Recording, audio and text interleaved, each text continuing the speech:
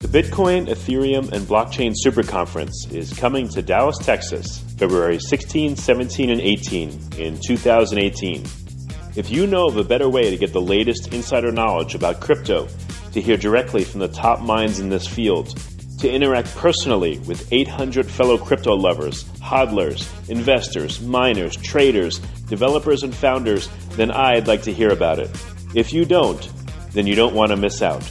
Register today for the Bitcoin, Ethereum, and Blockchain Super Conference.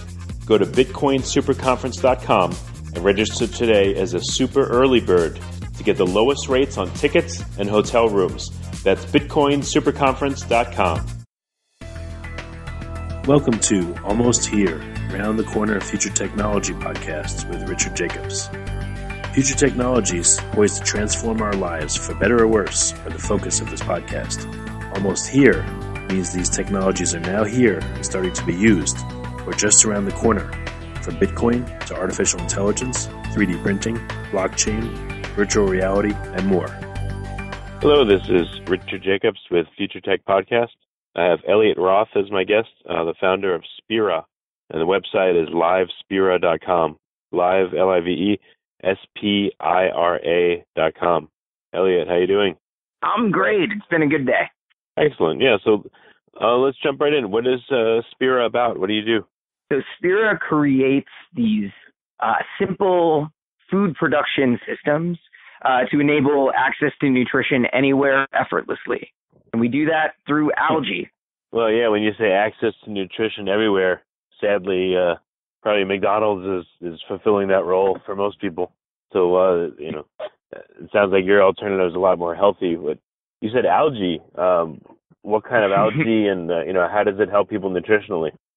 Yeah, so what we do is we create these, kind of custom units that are pretty much, think of it like a Keurig for nutrition, right?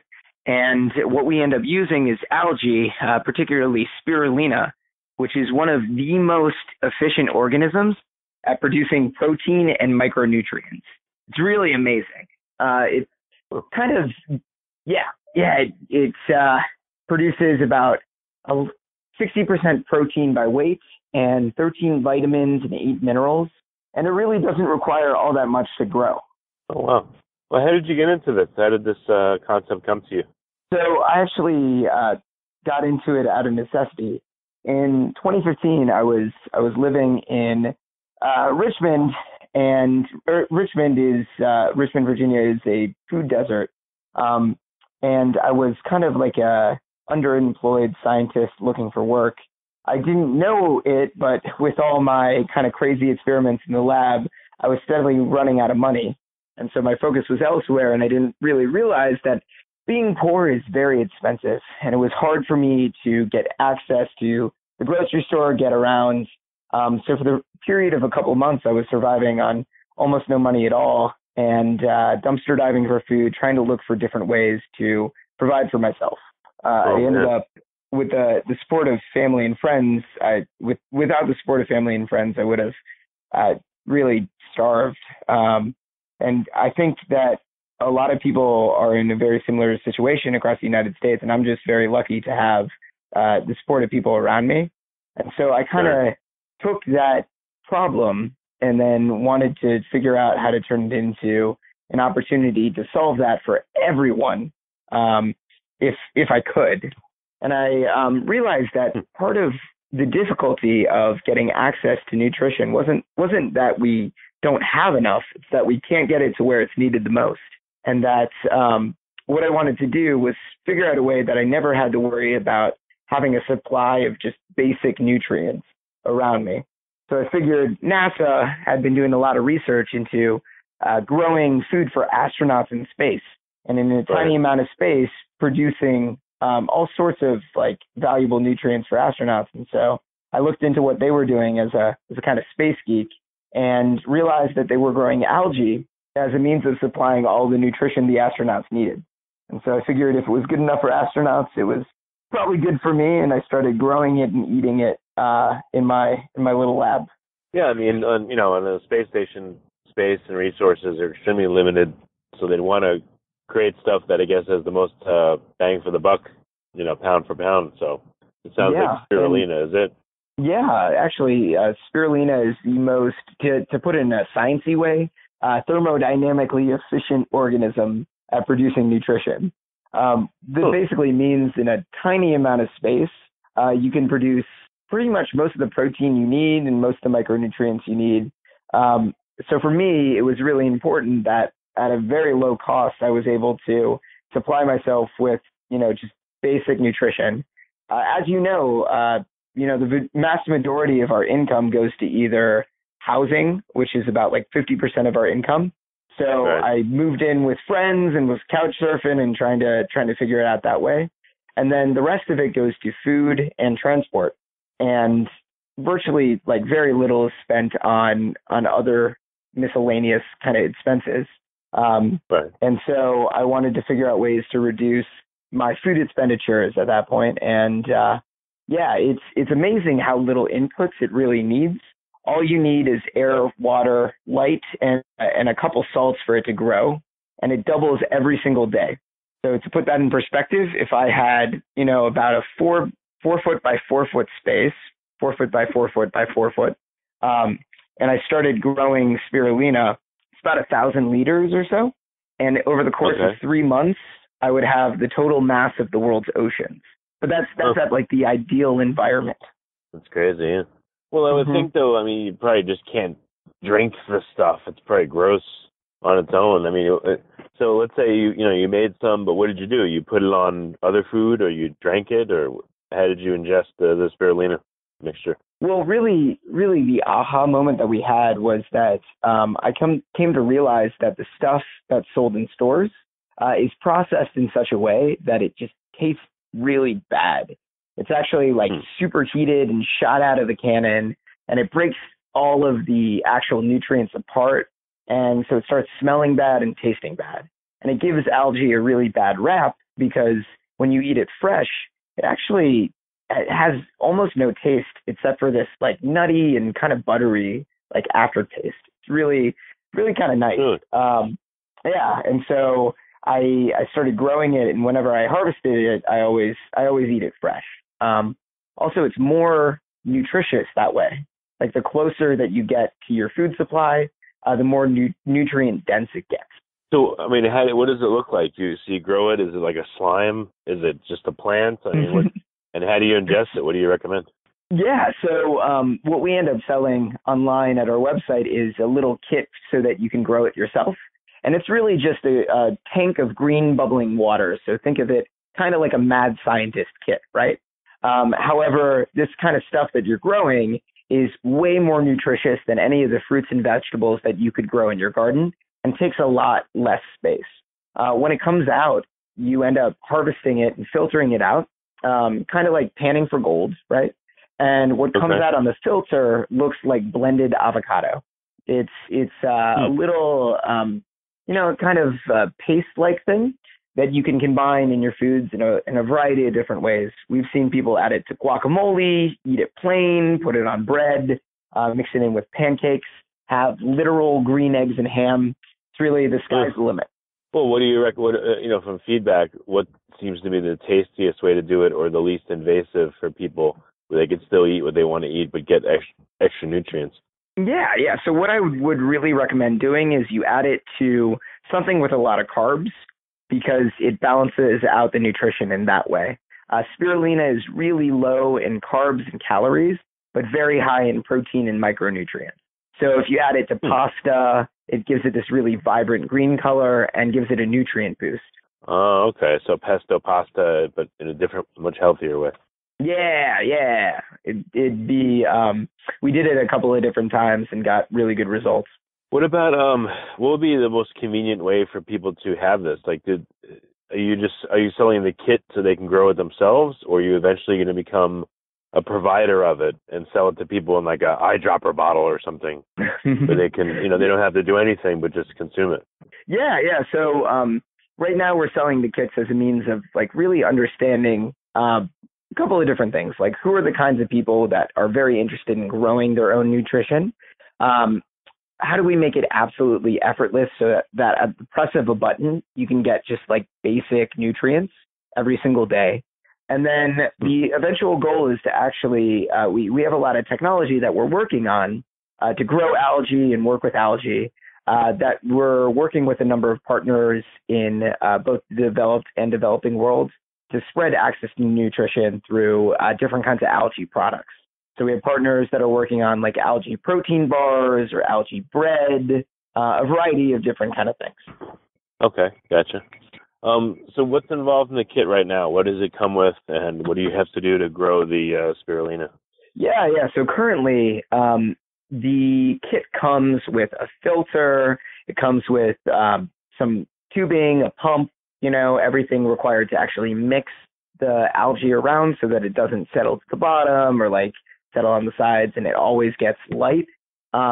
It also comes with a couple of pH strips so that you can test to make sure that you're getting, the most clean algae you possibly can.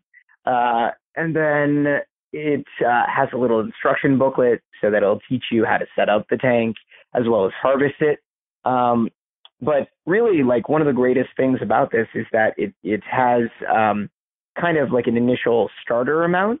And then as long as you keep on putting in the salts that we send you, you can harvest it indefinitely. So it just keeps on running and running and running. That's what's amazing about like organisms in general. Just like planting seeds in your garden, you can come back every single year and see them. Well, this is something that you can come back and harvest every single day if you wanted to. So what did it do for you? What happened when you were literally not able to eat and you were having a problem? What happened when you tell me about your journey? You discovered this stuff, you started growing it for yourself, and what happened? Yeah. So some of the like benefits that I've had is I've been way more energetic and alert. It tends to satiate my hunger, especially if I have it in the morning. And I noticed that I don't overeat like I used to, if that kind of makes sense. I'm much more regular in other ways, and I no longer have to worry about getting a balanced meal because I know at least my baseline is covered. So the vast majority of people I see using it are either twofold. So it's people who are concerned about getting the proper amount of protein, or oftentimes we get a lot of women who are interested in getting a bioavailable form of iron, because a lot of them suffer from anemia. It's actually one of the most prevalent health conditions, both in the developed world and the developing world. So how much do you need to have? I mean, does it go by body weight? And what's like a ballpark for how much you need to have a day to feel good? Yeah. So the like maximum amount that you could probably harvest out of your kit right now, based on our like technology development level, is about 10 grams or so. But your total protein amount that you need per day is around 60. So we're looking at increasing that amount so that it can provide for all of your protein needs if you really want it to. But really all it is like a spoonful or so of the stuff a day keeps the doctor away. Oh, a spoonful. Okay. Like a tablespoon or a teaspoon? Yeah, pretty much. And it's mixed into whatever you really want, or you can just eat it plain. So if you just have it on its own though, and you just gulp it, you said it tastes okay, or is it like, it has kind of no taste, except for, a little, like, I describe it as like buttery, but that's more the texture of it. And it kind of tastes nutty, but maybe that's just me in terms of like high protein amounts. Right. But yeah, it has almost no taste. So like when you combine it with stuff, it really just gives it this vibrant green color and just a nutrient boost. Okay. Yeah. So how much is the kit? So the kits sell right now for $95 online, and we'll ship you a little packet with, a little box with everything you could need to start growing.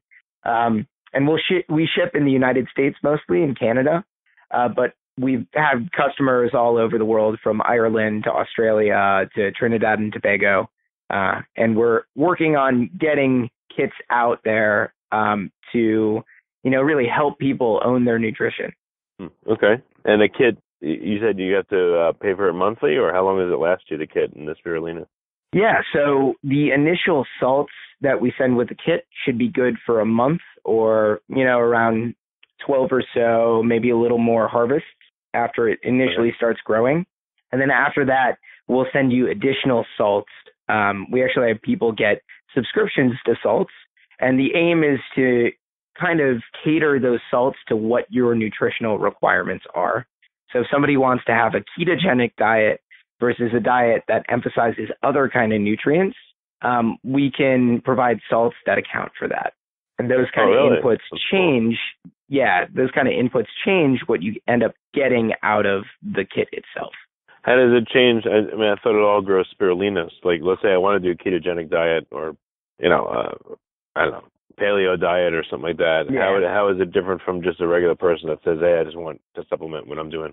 Yeah. So it really differs for everybody's body is different. And the way that we are going about nutrition right now is kind of counterintuitive. You basically eat whatever you want and try to figure out, how that affects your body and stuff like that.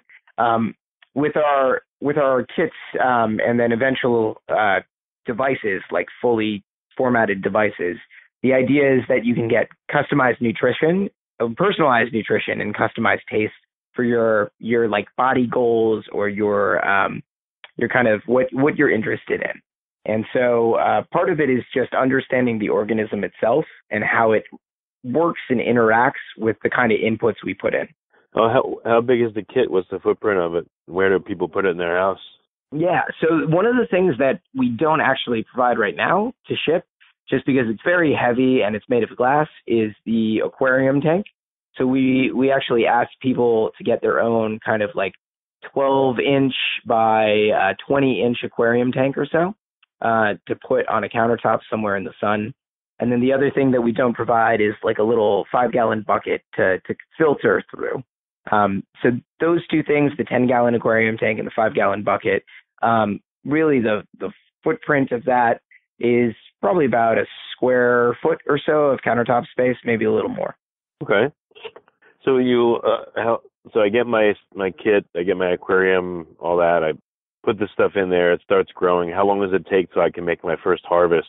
And literally, like, what do I do to harvest the first time? Okay. Yeah. So it normally takes about 2 weeks or a little bit more to get the proper density going so that you can make your first harvest. And then after that, it's every 3 days or so we recommend, so that your culture bounces back and the algae that you're growing ends up filling out more. And then after that, the way that you actually harvest is we send a little siphon with the kit, and you end up pumping a little bit of algae out of the tank, and then using the wonderful force of gravity, you end up filtering it through your filter into the bucket, gathers on top of the filter. You end up seeing this green paste kind of thing. Wash it a little bit with water just to remove any of the residual salt that it's been growing in, and you can scoop it out and eat it just there or mix it into something. Okay, and again, how long does it take till you can harvest the first time? A little over 2 weeks. Okay, and then, after that, so do you need to harvest the whole thing? Can you store it?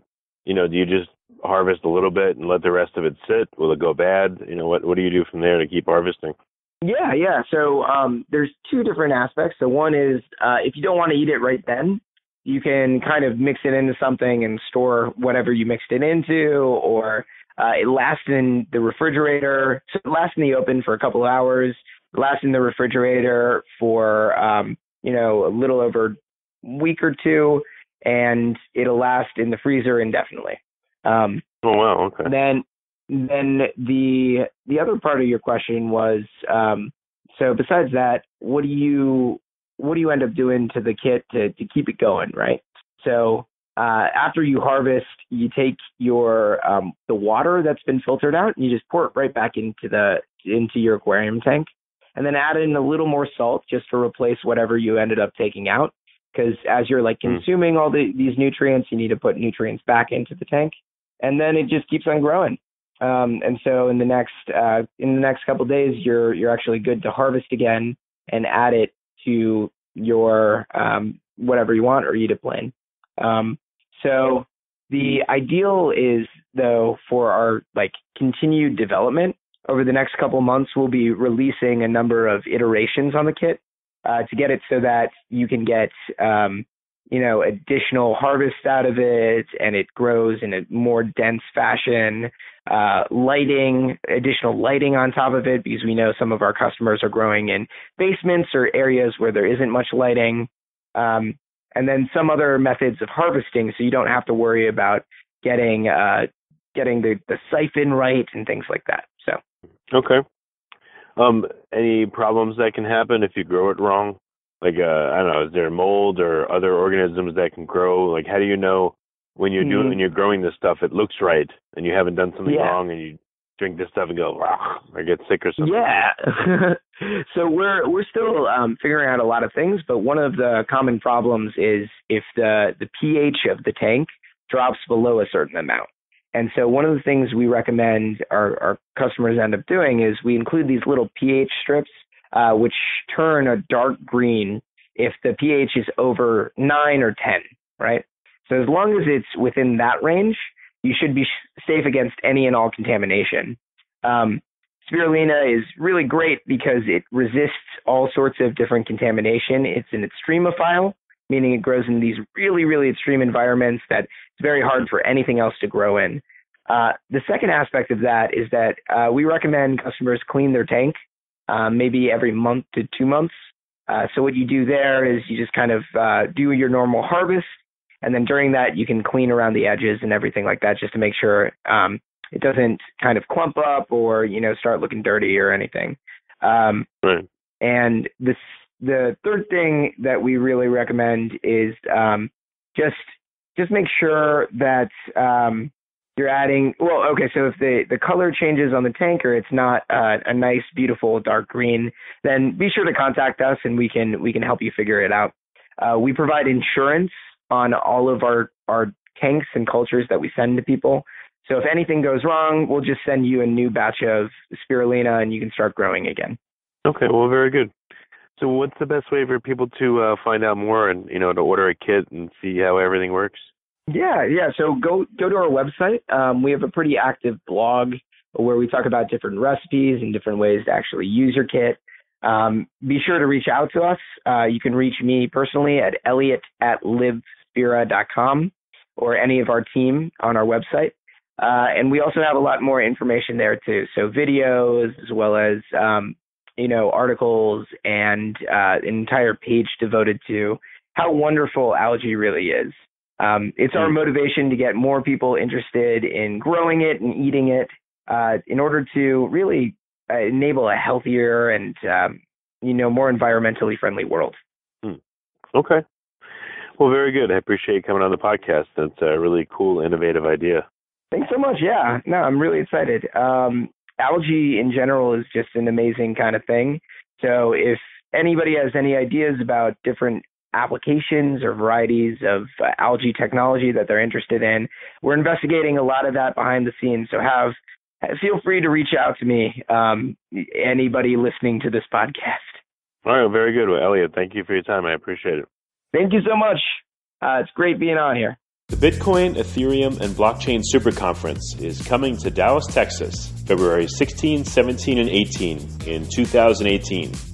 If you know of a better way to get the latest insider knowledge about crypto, to hear directly from the top minds in this field, to interact personally with 800 fellow crypto lovers, hodlers, investors, miners, traders, developers, and founders, then I'd like to hear about it. If you don't, then you don't want to miss out. Register today for the Bitcoin, Ethereum, and Blockchain Super Conference.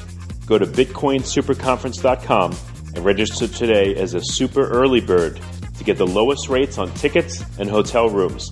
That's bitcoinsuperconference.com. You have been listening to Almost Here, Around the Corner Future Technology podcast with Richard Jacobs. Subscribe to this podcast, post a review to discover more future technologies that are poised to transform our lives for better or worse, such as Bitcoin, artificial intelligence, 3D printing, blockchain, virtual reality, and more.